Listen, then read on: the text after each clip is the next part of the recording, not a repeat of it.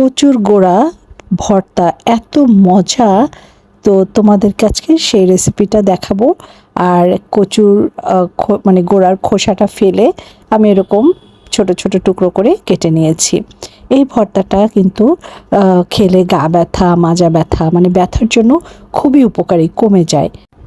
এটা বাটার প্রসেসটা হলো, একটা কাঁচামরিচ নিয়েছি, আধা চামচ সরিষা নিয়েছি, একটা রসুন, আর আমি মাত্র 2 টুকরা কচু নিয়েছি, কারণ আমি কুইক করে একটা রেসিপি করব, পরে অনেক সময় নিয়ে বাকিগুলো বেটে নেব। তো এই যে বাটাবাটি শেষ। এরপরে যেটা করতে হবে, এর মধ্যে আমি স্বাদ মতো লবণ দিয়েছি আর অল্প করে সরিষার তেল দিয়েছি। এরপরে ভালো করে সব মেখে নিচ্ছি। কচুর গোড়া কিন্তু রান্না করলে এটা সিদ্ধ হয় না, কচকচ করে, আর ভালো লাগে না খেতে।